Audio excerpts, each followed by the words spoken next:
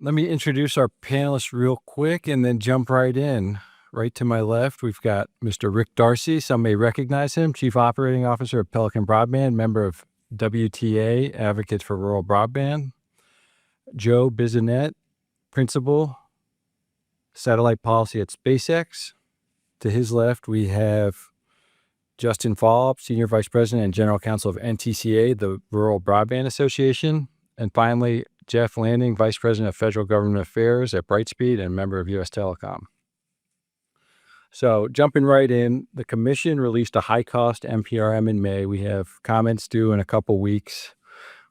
The Commission asked questions about CAF-PLS, HCLS, and the ACAMs, namely ACAM-1, revised ACAM, and ACAM-2. We're going to focus on those programs today, so we're not going to look at any of the price cap USF programs or the enhanced ACAM program. These programs represent about 3.1 million broadband locations, and based on our broadband map, it looks like there's a lot of broadband there already, even if we don't count satellite and SpaceX. Rate of return carriers have done a great job building out under our programs, offering broadband at roughly 80% of those locations, 2.5 million homes. It appears competitors also offer service about 46% of those locations. In the NPRM, the Commission at a high level sought comment on three potential paths forward for the ACAMs and CAF-BLS. Update the mechanisms, create a new mechanism, or maintain the status quo, which would include letting the ACAM support sunset. I'll start with Justin. How are you and your members thinking about the best path forward across these programs? Yeah, thanks, AJ and Scott. Thanks for having us. We're really happy to be here. Also happy to be the last panel. 2 days worth of fun discussions. NTCA's rural members are the ones who are doing the hard work of deploying broadband connections in rural America and feel strongly that high cost has been a success. Like you just mentioned, they've done a great job getting broadband out. And we would love to see the FCC continue that pathway. And of sort of the three approaches that you mentioned, we're looking at the best way that we can modernize the program to continue to allow our providers to serve their communities and allow them to recover their investments that they've been making themselves to deploy and connect rural America. One thing that I think is really important to remember is the point of these programs is not to build it and then walk away and just say we built a network, high five. The point is to build networks that are capable of serving and continuing to serve communities in rural America that otherwise would not be served but for the high cost program. And because of that, and if you look at some of the programs that you just mentioned, that ACAM2 and revised ACAM, those programs recognize that there's two parts of any deployment program. And that's one is operational expenses and the other is capital expenses. And the proper way we think going forward to ensure that we're still able to serve the communities where we're both deployed networks and connecting the communities that we live in and their members live in is to ensure that there's ongoing operational support, but that also allows appropriate CapEx support when necessary. And I want to tell a story that one of our members told me as I was preparing for this to give an example of some of the challenges in rural America that broadband providers face. There's a situation called pole popping that occurs in some of the most rural parts of the country in Alaska and other cold areas where literally the ground freezes and will pop poles out that providers use to deploy their networks in their communities. Operational support is used to go back in, replace those poles, and ensure that those communities are not disconnected, which is the point of universal service. And without that ongoing support, we just wouldn't be able to continue to serve those communities. Look forward to talking about these issues more, but we feel strongly that modernizing is the best way to go. Jeff, I'll turn to you next. Thank you for inviting us. I will start off by saying that I'm here for Brightspeed, U.S. Telecom, although U.S. Telecom doesn't have defined policies on a lot of these issues, although many members do receive funding from these programs. Brightspeed does not receive funding from these programs, but we work with the companies that do, and we share the interest in having broadband everywhere as the goal, and particularly in high-cost areas. I'd say in response to your question, the FCC has been on a long transition path since the 96 Act. Before then, high-cost support was done in a monopoly environment through internal cross-subsidies and external support as needed. And I think we've made a lot of good progress. I like the way the Commission has done it. I think it's been pretty successful. I think looking at the transformation order, the key, and it answered your question directly, is we should be defining where we want to be 10 years from now, or when the funding programs that are currently there have, including B, have reached their conclusion in their funding period. What should the world look like then? And then work backwards and define a transition, because transitions are inherently messy. They involve a lot of compromises, rough justice, just trying to get things to where they need to be. So where should we be 10 years from now, or along that, somewhere along there? I think with all of the different funding programs, we can assume, or we should assume, that we largely have full deployment. Okay. That said, as Justin was talking about, there's going to need to be operational support, including replacement CapEx. So these networks last, 20, 25 years? That means the whole thing has to be replaced during that time period. So wasn't high cost to build it in the first place. If it was not economic to build it in the first place, there's going to need to be some support, a much smaller amount than we've been seen to deploy in the first place, to maintain it. Okay. I think that there should be one subsidized provider in each area. I think that was a good call. Subsidized competition just drives up the cost and doesn't really do anything helpful. I think that the support should be the same for providers without regard to their size, their legacy, their technology. You're the provided carrier of last resort or provider of last resort. And I think ongoing support should have obligations that are technologically neutral, although recognizing the scalability and durability, longevity are important characteristics, along with speed, usage, latency, etc. And as has been the case in some of the programs, on a periodic basis, the providers that is there should have the opportunity to exit the market and say, okay, this isn't working even with the support. I need to go a different direction. And then we would have to find a way to replace them. But that's, I think, what we should be looking at in the future. And then the answer to your question is, when we've defined that, we can figure out how to get from here to there. Thanks, Jeff. Rick, what are your thoughts on the next steps the commission should take across these programs?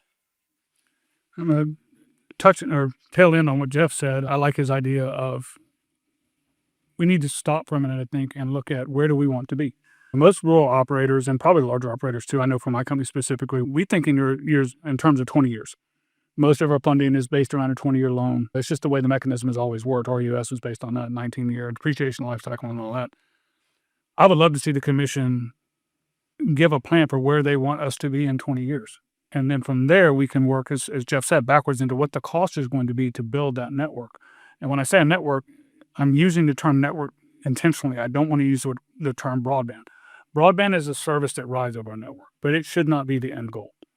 We don't know what the end goal will be. We have no idea what's coming. We have no idea what technology is coming. 40, 50 years ago, when we were putting copper in the ground, we could have never envisioned fax machines and transmitting images over copper pair or DSL service to rural America. We just couldn't have. We didn't let that stop us from putting the network in the ground. So let's focus on scalable networks that will provide the ability to innovate for the next 30, 40, 50 years, and then build support mechanisms to take care of that. Finally, Joe, what are your thoughts here? What should the commission be looking at? What's the view from space? Yeah, you're going to get a little bit different view from me than I think the rest of the panel, and presumably that's why I was invited to participate. Our view is that all of the programs in scope of this proceeding should be phased out, that there should be some plan adopted to sunset them. Like, it is simply the fact that there is now unsubsidized broadband everywhere, and the government has invested for decades in subsidies to try to achieve universal access and made a lot of progress, but never quite got there. But we're there now. And affordable, high-speed, low latency, low Earth orbit broadband is ubiquitously available throughout America. And of course, I'm referring to Starlink, but it's not just Starlink. Amazon Leo has stated that they're going to initiate commercial service sometime in 2026. You've also got Blue Origin and Logos building out LEO broadband constellations. And it's not just satellite. In the rulemaking notice, the commission noted that in the areas receiving support under these programs, a majority of locations have terrestrial unsubsidized competitors. If we're trying to build a path to the future is clear. There is universal broadband access throughout America, and it is rapidly growing more and more competitive. These outdated subsidy programs are no longer useful or needed. High cost was intended to remedy a market failure, but moving forward, it is increasingly going to create its own market malfunctions by deterring efficient competition. And additionally, there are multiple aspects to promoting broadband adoption. Access is one of them. Affordability is another, and education. You have only so many resources to allocate among these different pillars. Right now, the federal government is overinvesting in access, and some of those resources could be shifted and have more impact if they're dedicated to affordability and education. Our view is pretty straightforward. It's time to adopt a plan to wind all of this down. Thank you, Joe. In light of the fact that BEAD dollars are rolling out, Rick, you were just telling me a few minutes ago you've already begun construction on a BEAD project. You also have funds from state and other federal programs. A substantial amount of broadband has already been deployed, as Joe was just saying, even in the highest cost areas. Joe, I think you've spoken to this already, but let's hear from the other panelists. How should high-cost USF fit into this picture going forward? Does all this other activity change the role of the program? Justin. Thanks. So I think the underlying question of how this fits in the program goes to what Jeff said, but we heard the last panel about defining what we need to be doing. And I think when you SpaceX or others, it's really SpaceX right now, but potentially others come in and say they can provide broadband everywhere, I think you need to look bigger picture at what actually the goals of both Congress are and what are they actually providing versus what are the obligations of universal service that they need to be meeting. So if you look at 254, we need to have rural areas need to have the same reasonably comparable service that has both quality and rates to urban areas. I think that's a pretty understood concept. But then if you look at what the definition of universal service is, and with the help of our friends at the Supreme Court and Consumers Research, the other aspect of that is we need to be looking at supporting a service that a substantial majority of Americans subscribe to in order to achieve the goal of universal service that Congress set out. And right now, what the average, according to Ookla, at least in their most recent report, the average service that's downloaded or used in America is 300 down and 57.5 up. It's 305 down, 57.5 up. So I think the debate, if you're going to say that broadband is ubiquitous everywhere, are you talking about 120? And if you're Starlink, are you talking about, according to Ookla, where you can only provide that 44% of the time based upon your May report? You're also running into the problem, which the FCC has seen in a fixed wireless world in the past, where you had fixed wireless providers say that they are technically able to provide service over a large area, which is technically right. But as soon as you have one or two people subscribe to that service, then they're no longer able to provide service anywhere. In a SpaceX world, if you have more than a few people signing up in their service in a community, we all know, and they're the first to acknowledge, the service degrades. And you see that because they have high demand surcharges for customers who sign up in local geographic areas. So I think the question that the FCC needs to be looking at is, what are we trying to define as we go forward in high cost programs? And NTCA thinks that you need to be defining the service that meets statutory obligation, which is both reasonable quality as well as what actual people throughout the country are doing to meet the Supreme Court's statement of what we need to be supporting and build it from there. And if you're taking that, then there's definitely more work to be done because not everyone in rural America is able to access the same speeds that are substantially subscribed to by the majority of Americans. Go ahead, Jeff. So I think Justin hit upon an important concept of comparability. There is a place for low Earth orbit satellites. There are places where that is the best solution, but I don't think, at least based on their filings, they necessarily want to sign up for the obligation of providing ubiquitous service at the same levels that are provided in urban areas. Imagine in 1997, we all had access. We had ubiquitous access to the internet through dial-up. And if we decided we didn't need to do anything then, where would we be now? rural areas would be still using dial-up, the most high-cost areas. And there's some fundamental physics, like 2 gigahertz or something like that they can use. That's about the same amount of equivalent capacity that is in a last-mile fiber link. The difference is that fiber link is shared by one person. The satellite is shared by many. So in areas where there's very few people using the service, it's going to be pretty darn fast. But in areas where there are more, it's not. And a lot of the very high-cost rural areas still have a fair number of people in them within the range of a satellite cell, which is, it's bigger than a wireless cell, which is bigger than a Wi-Fi cell, right? The networks are fundamentally the same. It's fiber to a cell of some size, right? The legacy high-cost programs, which you did ask about, they're what's left of the internal cross-subsidies. So that needs to go away. I don't know how much of the networks that are out there will need support. And satellite will be present. And some places it's going to be what we're going to want to rely on. But I do think locking things in at particular levels and saying what we have today is good enough would be a bad idea. Go ahead, Joe. Yeah, I feel like I probably should respond to some of that. Your turn. And it is interesting to hear the arguments coming, particularly from NTCA, because interestingly, a number of years back, they published a study that they had funded from some consultant that had, I think it was related to RDOF or another program, basically indicated it would be literally impossible, even with 12,000 satellites, for Starlink to support even a fraction of the number of customers we are actually supporting today. Like, the simple reality is the legacy providers do not understand the technology at all. We are currently supporting millions of customers in the United States. The capacity is growing rapidly. Our total network capacity is grown exponentially for years now, and it's got a long way still to go. SpaceX is launching roughly 100 satellites per week and has been for a year and a half, 2 years. And the commission, I think, acknowledges and has been extremely supportive of the potential in the future of LEO broadband. We have seen over the last year or so just a series of decisions intended to support gigabit speed satellite broadband, modernizing the satellite spectrum sharing rules, the satellite procedures, opening many gigahertz actually of additional spectrum for satellite use. And SpaceX is in turn upgrading all of our systems. We are introducing a V3 satellite, which actually the very first ones, if the schedule sticks, will be launching tonight. Those will just be for system testing and will demise shortly thereafter. But the point is that we will be putting V3 satellites into service pretty soon. Those represent a 10x increase in capacity per satellite.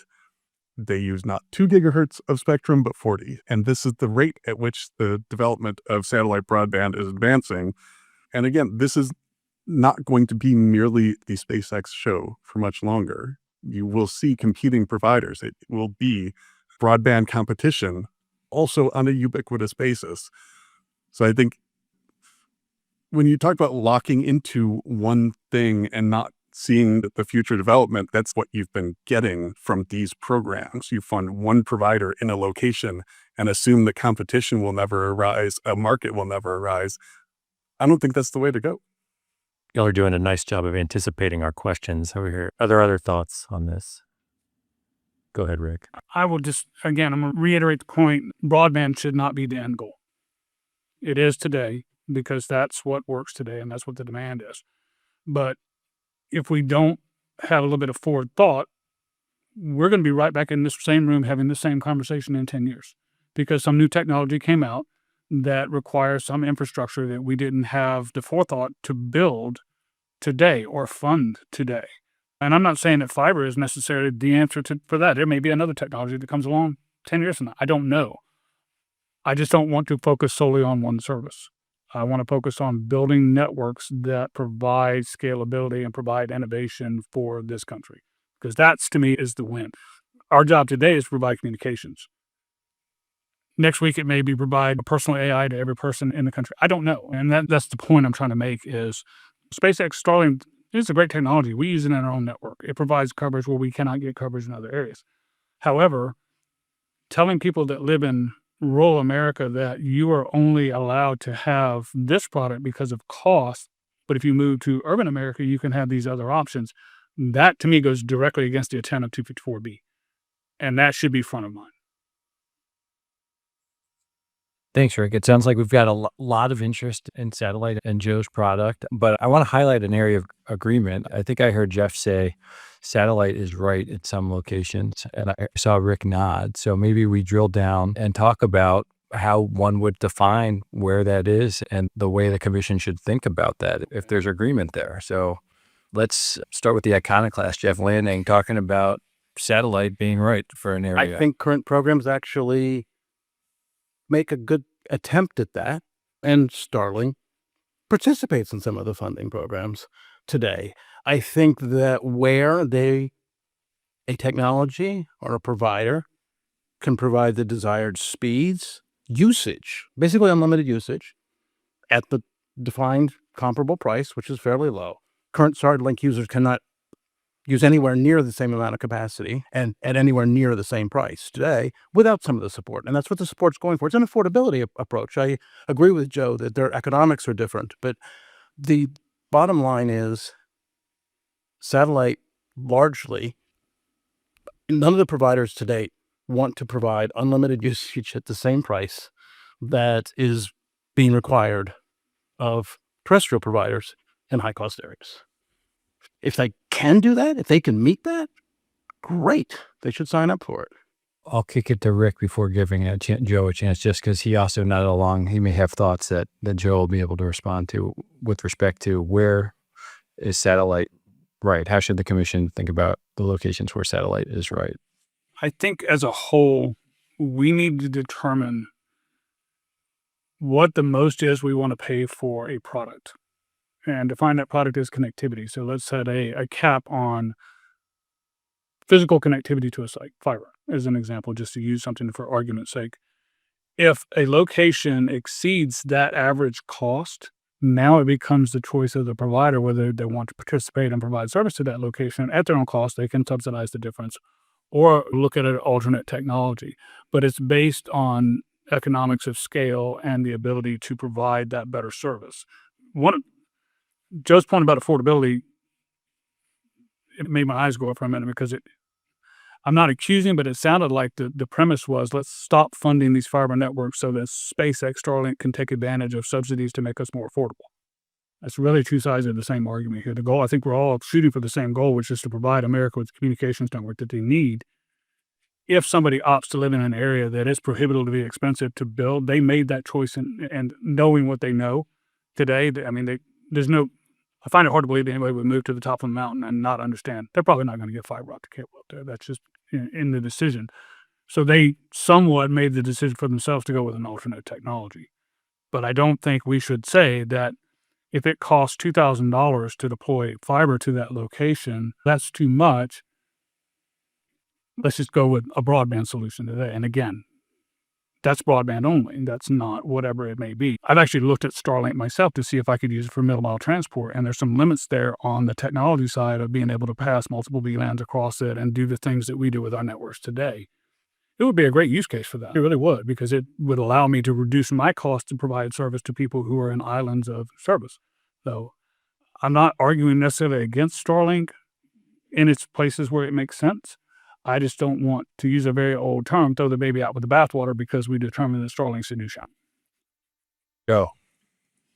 I'm hearing a lot of Starlink competitors wanting to decide where using Starlink is appropriate and wanting regulators to decide where using Starlink is appropriate when there is a market out there and make decisions.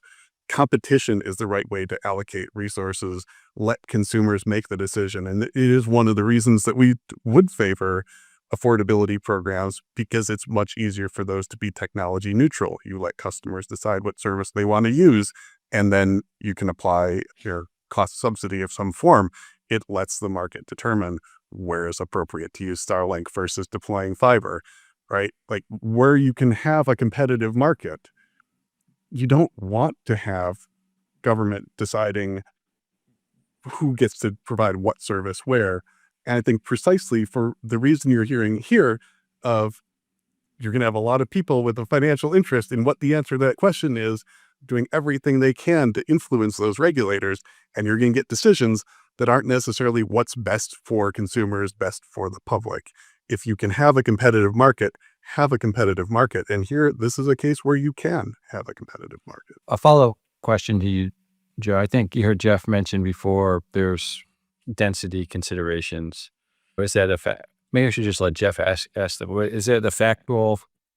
I was not suggesting the government should define things in the sense of where things should be. I was actually suggesting that Starlink should decide that by signing up to provide the unlimited capacity at the whatever price, we'll call it $60 or whatever the current obligations are to users, which they won't sign up to do. Their product today doesn't provide anywhere near the amount of usage. The speeds don't reach the same levels. It's a great product. It'll get better. And what we're talking about is basic physics. The amount of spectrum that's available in a low Earth orbit is not infinite. And in terrestrial alternatives, that same amount of spectrum is there and it's not shared, or it's not as shared.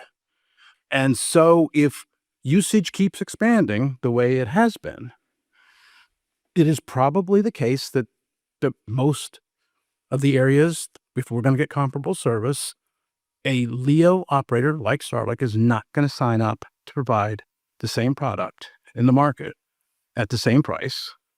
And if that's what we decide should be available there, because statute said comparability, then probably Starlink will decide not to be the provider of last resort in a number of areas, is what I think. So I guess Jeff framed the question here, Joe. Where can you provide unlimited broadband to? Is there a density threshold? Like, what are the factual bases we should look at this? Or do you like Jeff's proposal? On the density question, it's just complex to answer. And I think it's not easy to give just a simple people per square mile answer to it. And SpaceX did provide a response to one of these studies that provide a bit of detail on how to look at that in terms of you can serve so many customers per beam, right? And that beam may encompass a broader area than like a square kilometer, square mile, and you may have varying amounts of density in different parts of that area. I think there are a few add-ons to that to think about. One being we were for some time restricted by rule to one user beam per area. And the Space Bureau and the Commission made the very wise decision a couple months ago to revise those rules. And SpaceX and other satellite providers could now potentially put 4 or 6 beams down overlapping to multiply how many customers you can serve per area. There's also, this is somewhat determined by beam sizes, and that is something that evolves over time. As I mentioned, we will be starting to deploy V3 satellites. They will have more and smaller beams, so that will significantly change the densities that can be served.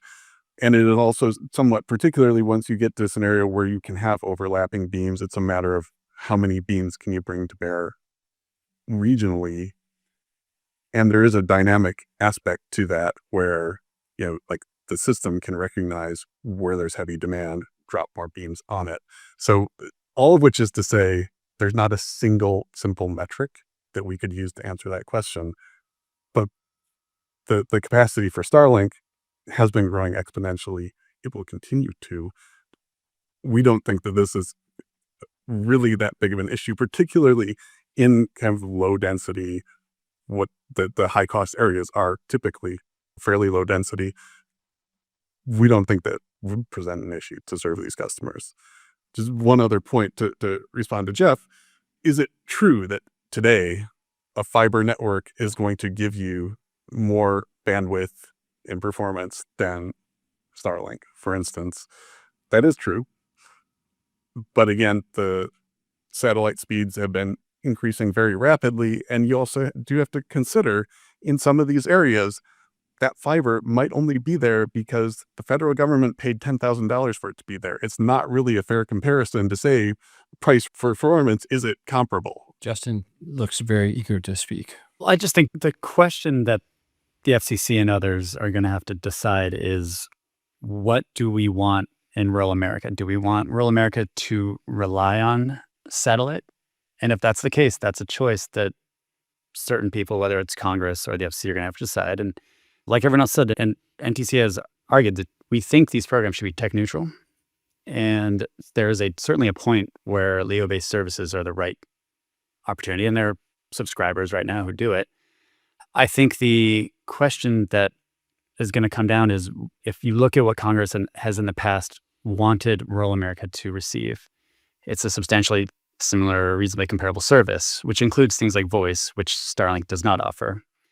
And are we going to leave people behind? If we're in a world where, for example, AI requires significantly higher upload speeds that LEO-based services just cannot offer because there are constraints without moving around the amount of, or allocating the amount of bandwidth they're putting download to upload, those are challenges and questions that the FCC is going to have to decide. But I don't think that was the goal of 254, which is to ensure that people in rural America are having access to the same situations. And I think, to Joe's point, like, they have improved the service. That's great. But they've also been claiming the service is going to improve with V3, going back to when I was in a different role here at the FCC, and Starlink came and talked to me about how those were going to be launched in 2023. So I think that the possibility is there, and it'll improve the service for some. But do we want to give away rural America to satellite and have no facilities-based service and no facilities-based voice? I don't know that's the policy cut that ultimately Congress has asked the FCC to do. And I think it's something we have to keep in mind, of the services that need to be supported for all of rural America. LEO is a part of it, but I don't think it's eliminating rural providers who are deployed fiber in their communities who are serving those communities. Yeah. Thanks, Justin. Just drilling down on a piece there, you said Jeff gave us a sort of theory, Rick gave us a sort of theory where satellite should serve. You mentioned satellite should serve. How should the commission, if the commissioner you agree, hey, there are certain locations there, right? What are the locations? How should the commission think about that? Do you have a framework for what those locations would be? Yeah, I think it's a question. And one way to look at it might be the way that B looked at it, where there was a certain cost, where it was just too much money to deploy fiber. Rick mentioned it a minute ago, and Joe mentioned it too. Like, there are areas where it's very expensive, and we probably don't need to be spending $100,000 to deploy fiber to a local community. There are areas in Alaska, for example, where Starlink works great because it's extremely expensive and hard to deploy. But I don't think that, without making an analysis of the pros and cons of both, that we should be just eliminating the benefits and the obligations that local providers in their communities are serving, to Jeff's point of sort of the carrier of last resort. It's like, they're in the communities, they're available, they're there. There's no risk of them deciding not to serve that community, or having too many people come in and no longer being able to complete a 911 call or a voice call. And that's something that 254 requires, and the FCC needs to consider. Rick, you wanted to add? A couple of follow-ups here. To Joe's point about affordability, all of these programs have been all about affordability. That was the whole premise behind all of the high-cost support, was to provide services to people at an affordable rate. That's what the commission did. They defined what that was and told us what to do, and we built the network, and that's what we're doing. Second point, competition with a single provider. If you want to have a single provider in an area, that's not truly competition. If Starlink is the only thing available in rural America, there's no competition. There may be between LEOs. I don't know if that's a fair... And that's not technological competition. It's basically business at that point. But one of the things that has been running through my mind is, in my network today, I have technicians who live in the community, and there's a problem with somebody's service. We go to their house, we take care of it, we fix it, we make sure they're working the way they should, and then we go home, and they're working. I haven't seen that option from Starlink, so I would really be curious how they envision support, which is part of what we do and part of making sure that the customers can use the technology that they use. How will that work when Starlink is not deploying facilities-based anything, to Justin's point, aren't locating repair teams in areas to help customers to take care of the needs of the people? Joe, I heard a couple questions. I highlight Rick's question regarding text, and I will highlight Justin's question about voice service, and questions about how the commission should think about it. And I may be missing others. If there are, please answer. I'll take the last one first, which is about the tech support side of it. Starlink does not, in fact, have tech teams deployed all around the communities where we sell our service, because it doesn't need to, because the service is controlled by satellites at 350 to 450 kilometers above the earth. And it does go back to gateway sites where we do have technicians. What gets put at a user's house is extremely simple. And if it breaks, you can replace it. It's not that expensive either. You plug it into the wall, you do a little configuration on your smartphone, you've got internet, right? There's nothing you need to have teams of local technicians around to go run out and fix. That's part of why it is an efficient solution. On the voice question, it is the case today Starlink does not have voice as part of our offering, but I would argue having voice be the driver of policy for these programs at this time is very backwards looking. Like it is the tail wagging the dog. I think the figure is something like 80% of Americans today rely on mobile voice only. And something like 60-70% of mobile traffic goes over Wi-Fi. So like your average voice call in America now is mobile VoIP over fixed Wi-Fi. The idea that you have to continue to maintain these legacy services that have been around for decades for voice, even if it doesn't make sense in terms of broadband policy, broadband competition, just seems silly. But I will note on that front, the market trend in terms of skating to where the puck is going is communications service providers all want to provide converged services. So like fixed and mobile, voice, data, whatever else. That's what a lot of providers do already. I think that's where most others are trying to go. It's public knowledge that SpaceX spent a lot of money to purchase spectrum to be able to provide mobile service.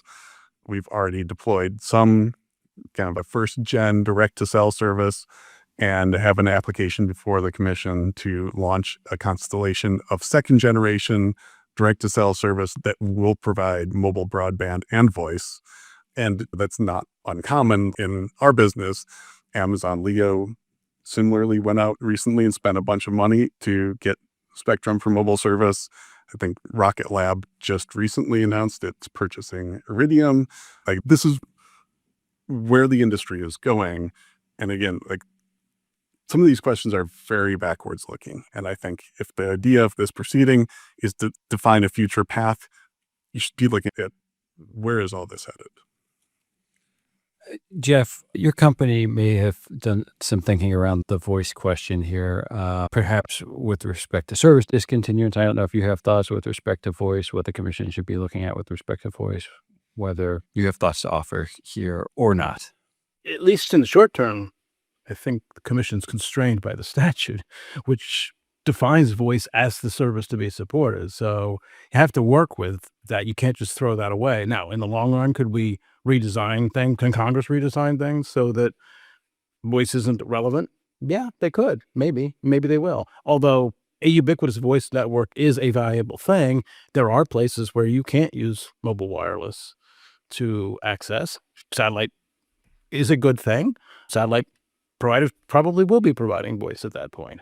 One thing I did want to respond to, when I joined the commission back in the 90s, we heard constantly that various wireless technologies were going to catch up and equal wireline technologies because they were having all these technological improvements and these electronics, improvements, which they did have.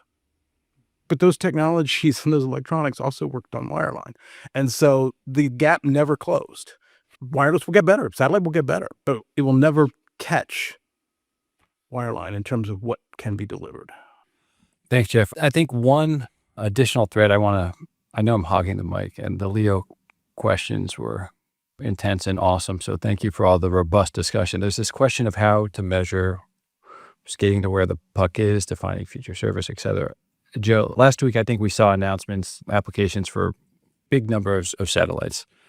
How should the commission think about the future of satellite capability? How can we ground that in ways we can make policy, holding up to judicial challenge, et cetera? What are some facts we can use to think about the future of satellite service? So kind of what you're getting at is if you were to adopt a policy now, trying to anticipate what would be there over some period of years? That's what you're getting at? Yes. Okay. I think I would start from just where is it at now? I think Starlink has progressed quite a lot. The speeds have increased substantially. I think there was, I can't remember if it's Justin or Jeff had made a reference to some of the Ookla data. I have a note. As of first quarter this year, median speeds, like downlink is 127 megabits per second. Uplink is 21.46. So it's above the 120 standard. But I think you can look at the graph of where that's gone over the last, say, 2 years. And I think it's fair to extrapolate, right? We are launching a lot. We are getting a lot of new technology into the system. We're getting a lot of new spectrum. We are seeing substantial improvements. Again, thank you to the Commission and the Space Bureau in continuing to evolve the space rules and regulations in ways that will facilitate continued steady growth of LEO broadband systems. I think it's hard if what you're looking for is a firm, clear number of what's the capacity going to look 5 years from now. I don't think I can project that. I don't think necessarily anyone can, but I think you can at least start from the baseline of where it is today and feel confident there's a lot of rapid growth still in front of it. Let's talk a little bit about not just program coordination, but we want to ensure that the support is going where it's needed most. You have locations where a carrier provides service without support from a government program, locations where a carrier has an enforceable commitment to deliver service under a program other than USF. So, Rick, your company is EACAM. EACAM recipients are not required to deploy broadband to locations where there is existing 100/20 broadband. In addition to voice, Commission also declined to provide EACAM support to locations where another carrier had an enforceable commitment to deliver service. Do you think this is a helpful framework for all of high cost if we're going to try to ensure that the funds are coordinated and properly targeted? Thank you for that. I want to touch on something you mentioned first before I answer that question. Support goes where it's needed to help do what it needs to do. And that's the goal of the Commission. From what I'm hearing from Joe, there's some concern over the fact that the federal government or the government is involved in allowing providers to deliver service. And I would argue that SpaceX and Starlink have benefited from that as well, given the fact that the Commission doesn't have the authority to auction satellite spectrum. So they're taking advantage of that. So I just want to level set that on the table so that we all understand we're coming from the same place. As far as the framework going forward, this is a really interesting question we've been debating. So assume for a minute that you have a service territory that's 500 square miles and the unsubsidized competitor shows up in an island within that area. Okay, my bill costs don't really change because of that. I still have to build throughout that network. There may be a section of 1 square mile or 2 square miles where it made sense for a commercial provider to come in and provide service because the ROI made sense, but my build obligation is still the same and the cost to build by that doesn't change. So we need to factor that in. I'm not saying it shouldn't be considered. I'm saying the model should be changed so that it recognizes the fact if it's 200 locations on the edge of my network and it cuts out 20 miles of build, okay, that makes sense. I get that. However, if it's in the middle of my network, we need to take that into account. The other piece is, again, going back to what I said earlier, I don't think 120 or broadband should be the goal of these funding mechanisms. I think that network should be the goal. If all that provider can do at that time is provide that, we need to ask that question. Are you able to scale to where we're going to be in 10 years or 20 years? And if not, that needs to be factored in as well. Like Justin, thoughts on what questions we ask if we're going to deem a location served, either because it's served or it has an enforceable commitment? We saw a little bit of this in the BEAD circumstance of how do you balance it. And I think that's one possible solution the FCC can look at and to ensure that we're not subsidizing multiple locations with the same location for the multiple programs. I also think going back at least to the FCC, the easiest guideline is what the statute says, which is ensure that whatever service you're supporting is the same that a substantial majority of Americans are subscribing to at reasonable comparable quality and rates. And so if you're looking at that, and to pull in the last question too, I don't think the FCC should be looking at the future. They can look at now. And if a technology is able to meet that obligation that the Supreme Court has reiterated just recently, then I think the FCC is happy to ensure that location is served. But even to go to the Ookla data that Joe and I both mentioned, the median is 127 for Starlink. That means half the folks are not reaching that speed. And I don't think that's a situation where the FCC should consider that particularly served. I also think one challenge that the FCC needs to face, and we've seen this in our battles with broadband maps, are how do you ensure location is actually served as opposed to just being potentially served by the technology? Because what we don't want to do, to Rick's point, is if you have a couple locations that are served, but it knocks out a whole area who's unserved because of the constraints on the technology, those households are left behind, those locations are left behind. And that's not either statutorily the goal or I think should be the goal of any plan to ensure that both rural and urban America are able to enjoy the same capabilities and the same possibilities through these services. Go ahead, Jeff. I think that this is something the commission has been getting mostly right. And I think the way to think about it is almost like contracts. So the enforceable commitment was a really important part of what you talked about. First of all, let's talk about high cost, low cost, because if an area is relatively low cost, you could assume the market's going to take care of it. You don't need to worry about it. And if there's a provider there, they'll probably stay there. High cost areas, relying on the fact that there's a provider there who's not subsidized is probably not sustainable in the long run. Some of those will find that they don't want to be there anymore. That's why the enforceable commitment is so important. Now, enforceable commitment implies a contract, which then there should only be one per area. So if somehow there's a conflict arisen, that should be resolved. One of the two should be allowed to leave the market, right, and not have the commitment anymore. Once someone's entered into a commitment, and they should also, however, have the right to continue for the defined time period. It should be a defined performance for a defined time period for a defined amount of funding, after which the provider can sign up again or someone else can sign up. So where you have competition emerge in those areas, we've already made a commitment. Conversely, we would not fund anybody else because there's a commitment there. I think that's the best way to handle things, frankly. You mentioned earlier the constraints of the statute. Is it important for the same carrier, whichever carrier is offering service that's deeming a location served, is it important for the same carrier to be offering both voice and broadband? Or should the commission just look across the landscape? Yeah, that's an interesting question. I think the statute would say you have to have the same provider. The one receiving the funding is the one who provides the voice. There is some value to that. I do think that, as Joe's pointed out, we're getting to the point where maybe voice is just an application. Statute doesn't go there, but we may get there, and hopefully Congress will get there. I don't mean we independently if the statute remains the statute. But a mix and match approach probably is not helpful, in part because you don't know that either provider is going to still be there. And the whole point is to have that sort of commitment to provide that service.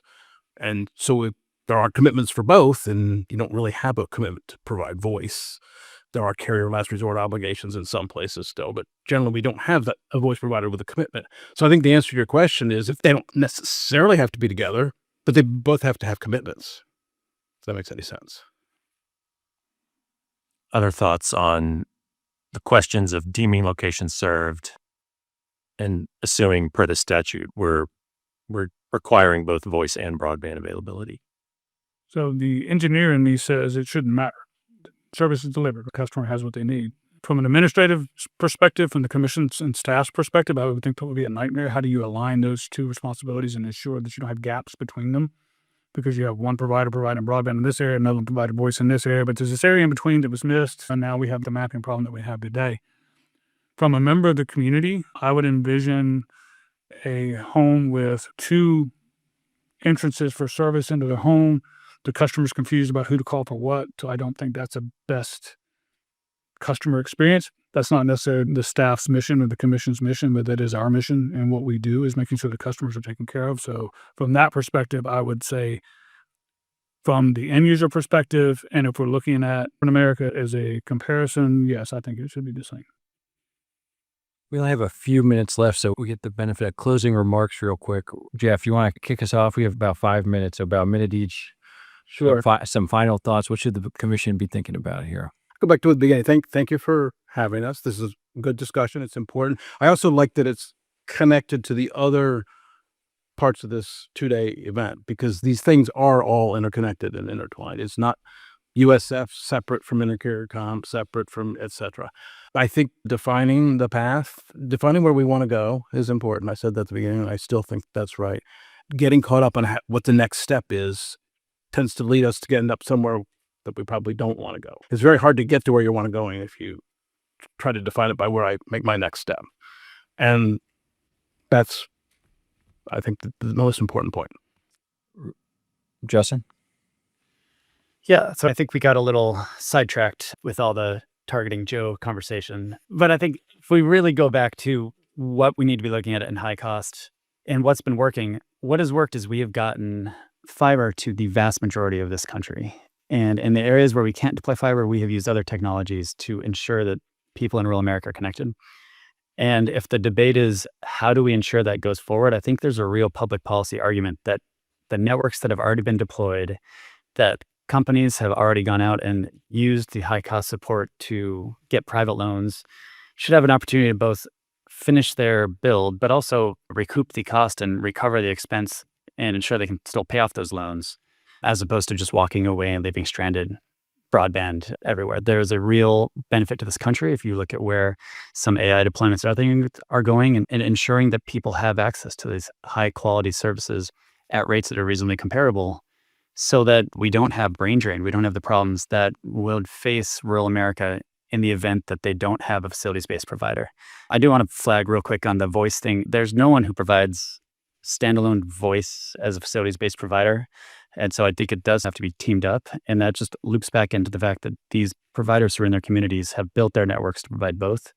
And having or walking away from that midstream when the communities are relying upon this service, I think would be a bad public policy outcome. And we can talk about the ways to ensure that there are no overlapping and picking and choosing sort of which locations are eligible. And I think we would need more than an hour, but I think the underlying story of high cost is that of success and something we should continue forward.